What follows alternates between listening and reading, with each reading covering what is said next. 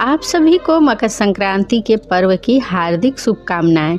प्रिय श्रोताओं, आज मकर संक्रांति के इस पावन दिन पर सुनिए आज के दिन सुनी जाने वाली सभी कथाएं और कथाओं का शुभारंभ हम सभी भगवान श्री गणेश जी की कथा से करेंगे। एक बार एक अंधी बूढ़ी माई थी जिनका एक बेटा और एक बहू भी थे। वह बहुत गरीब थी। वह अंधी बूढ़ी माई हर दिन नियम से गणेश भगवान की पूजा किया करती थी। गणेश भगवान एक दिन बूढ़ी माई की पूजा से प्रसन्न होकर उनके सामने साक्षात सन्मुख आकर बैठ गए और बोले, बूढ़ी माई, तू प्रतिदिन निस्वार्थ भाव से मेरा पूजन करती है। मैं तुझ पर प्रसन्न हूँ, जो चाहे सो मांग ले। तब बूढ़ी माई बोली, हे विघ्नहर्ता भगवान गणेश, मुझे मांगना तो आता नहीं, सो मैं क्या मांगूं। तब गणेश भगवान कहने लगे, ठीक है माई, मैं कल आऊँगा। तब तक तू अपने बहू बेटे से पूछकर कुछ मांग लेना। ऐसा कहकर गणेश जी अंतर्ध्यान हो गए। तब बूढ़ी माई ने अपने बहू बेटे से पूछा तो बेटा बोला, माँ धन मांग लेना। बहू बोली, माँ जी पोता मांग लेना। तब बूढ़ी माई ने सोचा कि बेटे बहू तो अपने अपने मतलब की बातें कर रहे हैं, इसलिए उस बूढ़ी माई ने अपनी पड़ोसन से जाकर पूछा। पड़ोसन कहने लगी, बूढ़ी माई, तुम्हारी तो बस थोड़ी सी ही जिंदगी बची है, तू क्यों धन मांगे और क्यों पोता मांगे। तू तो केवल अपनी आँखों की रोशनी मांग लेना, जिससे तेरा आगे का सारा जीवन सुख से बीत जाएगा। तब उन बूढ़ी माई ने बेटे बहू और पड़ोसन की बात सुनकर घर में जाकर सोचा कि ऐसा क्या मांगूं जिससे बेटा बहू भी खुश हो जाएं और मेरा भी भला हो जाए। मैं तो वही मांगूंगी। अब जब दूसरे दिन गणेश भगवान बूढ़ी माई के सन्मुख आए तो बोले, बूढ़ी माई मांग लो। गणेश भगवान के वचन सुनकर बूढ़ी माई हाथ जोड़कर बोली, हे विघ्नहर्ता, अन्न देव, धन देव, निरोगी काया देव, अमर सुहाग देव, देव सोने के कटोरे में पोते को दूध पीता देखूं। अमर सुहाग देव और समस्त परिवार को सुख देव। आपके श्री चरणों में मुझे स्थान भी देव। बूढ़ी माई की बात सुनकर गणेश भगवान बोले, बूढ़ी माई, तूने तो मुझे ठग लिया और कहती है कि मुझे मांगना नहीं आता। जो कुछ भी तूने मांग लिया अब वह सब कुछ तुझे मिल जाएगा। ऐसा कहकर गणेश भगवान वहीं अंतर्ध्यान हो गए। हे विघ्नहर्ता भगवान गणेश, जैसे आपने बूढ़ी माई को दिया वैसा है इस कहानी को सुनने और कहने वाले को, हुंकारा भरने वालों को वैसे ही सबको देना और सभी पर अपनी कृपा बनाए रखना। सभी प्रेम से बोलिए भगवान गणेश जी की जय। अब सुनिए पोपाबाई की कहानी। किसी गांव में एक भाई बहन रहा करते थे। भाई का तो विवाह हो गया था, लेकिन उसकी बहन का विवाह नहीं हुआ था। बहन का नाम पोपाबाई था। पोपाबाई हमेशा व्रत और नियम किया करती। एक दिन उसके भाई भाभी ने उससे शादी करने के लिए कहा। तब उसने शादी करने से मना कर दिया। अपने भाई भाभी से कहने लगी, मेरे रहने के लिए आप गांव के बाहर एक झोपड़ी बनवा दो। मैं उसी में रहकर अपना जीवन बिता लूँगी, लेकिन विवाह नहीं करूँगी।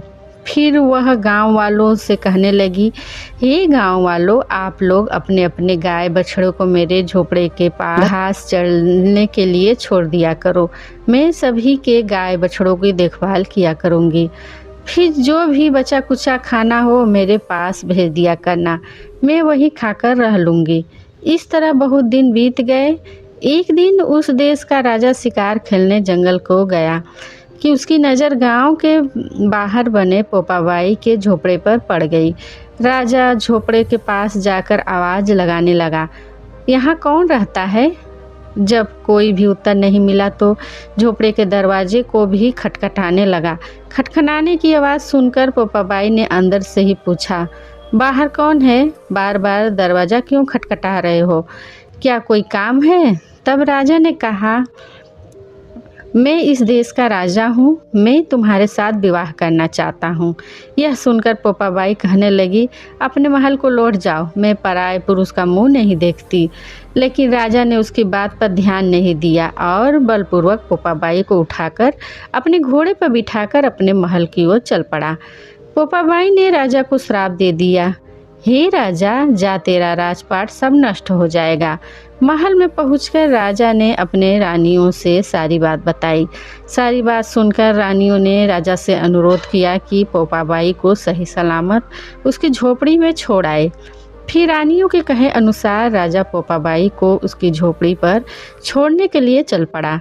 रास्ते में पाप की नदी आई जिसमें राजा डूब गया। पोपाबाई मृत्यु के बाद धर्मराज जी के दरबार में पहुंची। वहां धर्मराज जी ने उसे स्वर्ग का राज दिया। किसी गांव के एक सेठ सेठानी की मृत्यु हुई, तब वे दोनों भी मृत्यु लोक से स्वर्गलोक को आए, लेकिन स्वर्ग का दरवाजा बंद पड़ा था। उन दोनों ने धर्मराज जी से स्वर्ग का द्वार खोलने के लिए विनती की। तब धर्मराज जी कहने लगे, इस द्वार पर तो पोपाबाई का राज है। सेठ सेठानी कहने लगे, हम पोपाबाई को नहीं जानते। तब धर्मराज जी ने कहा, मैं तुम दोनों को 7 दिन के लिए मृत्यु लोक में अर्थात धरती लोक में वापस भेजता हूँ।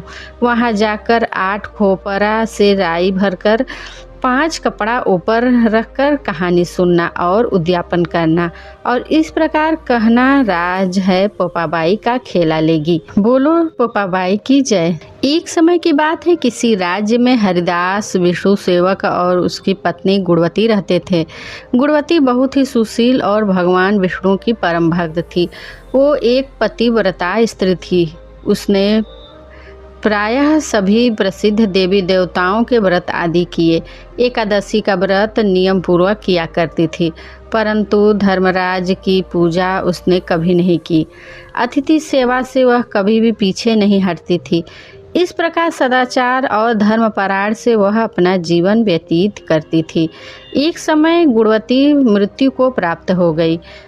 धर्म कर्म के प्रभाव से यमदूत उसे आदर पूर्वक पापियों को भय प्रदान करने वाले धर्मराज के लोक में ले गए, जहां उसने देखा कि उस लोक के 4 द्वार हैं। नगर के बीचों बीच धर्मराज का वो सुंदर भव्य मंदिर है, जिस मंदिर में धर्मराज जी विराजमान हैं।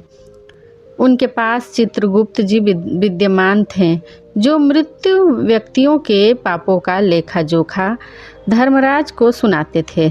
यमराज के दूत गुणवती को वहां से ले गए। जैसे ही गुणवती ने धर्मराज को वहां देखा तो भयभीत होकर कांपने लगी और नीचे मुंह करके खड़ी हो गई।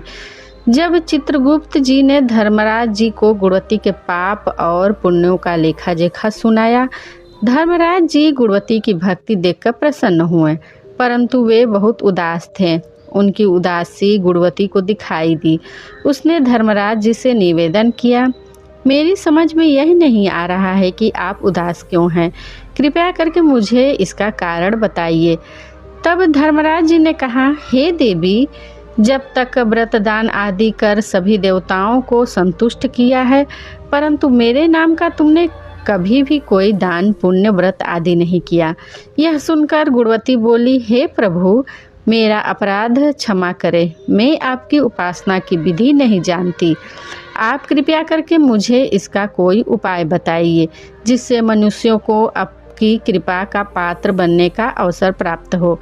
तब धर्मराज जी कहने लगे, सूर्य भगवान के उत्तरायण में जाते ही जो महापुण्यदायी मकर संक्रांति है, उसी दिन से मेरी पूजा शुरू करनी चाहिए।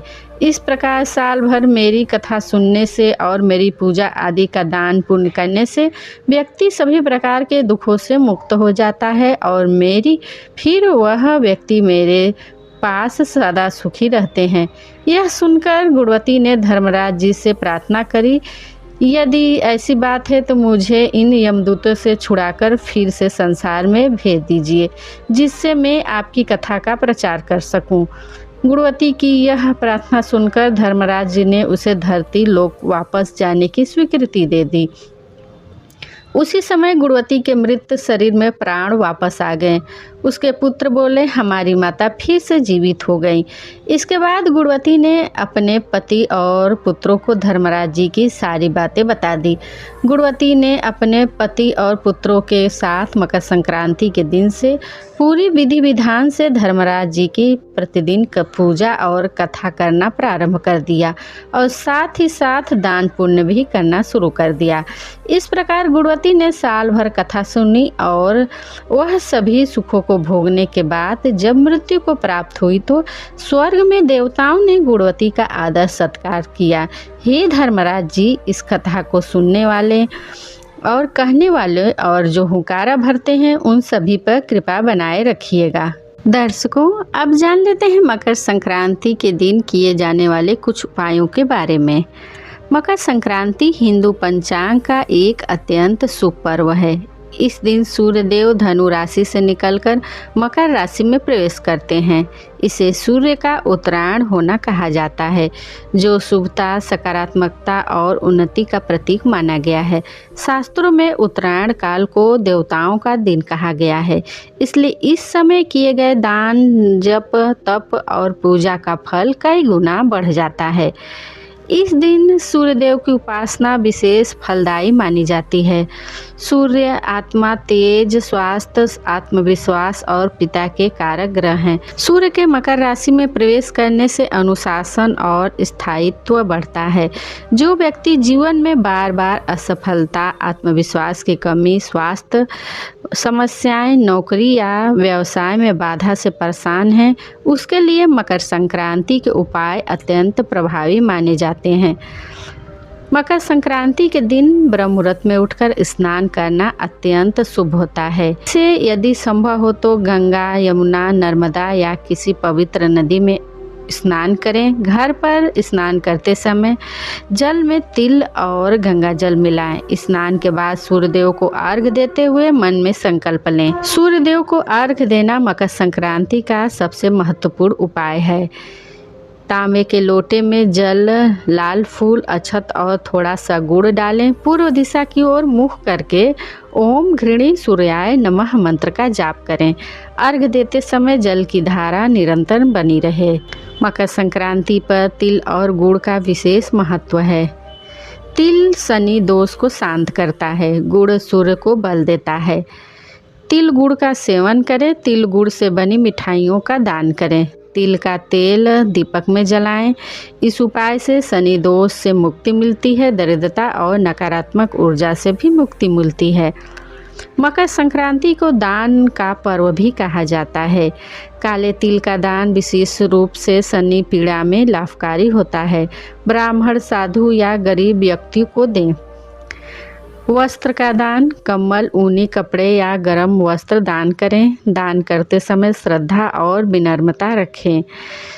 अन्नदान में जैसे कि चावल, खिचड़ी, गुड़, घी का दान श्रेष्ठ माना जाता है। इस उपाय से जीवन में सुख, समृद्धि और आर्थिक स्थिरता आती है। मकर संक्रांति पर विशेष पूजा विधि। पूजन सामग्री में सूर्य यंत्र, लाल पुष्प, दीपक, धूप, तिल और गुड़। विधि में स्वच्छ स्थान पर सूर्यदेव का चित्र या यंत्र स्थापित करें। दीपक जलाकर सूर्य मंत्रों का जाप करें।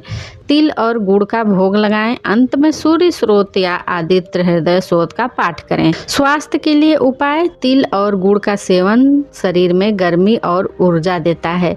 सूर्य नमस्कार करें। सुबह की धूप में कुछ समय बिताएं। मकर संक्रांति जीवन में प्रकाश, ऊर्जा और सकारात्मकता लाने वाला पर्व है। इस दिन किए गए छोटे छोटे उपाय भी बड़े परिवर्तन ला सकते हैं। यदि श्रद्धा, विश्वास और नियम से उपाय किए जाएं तो जीवन की अनेक समस्याओं का समाधान संभव है।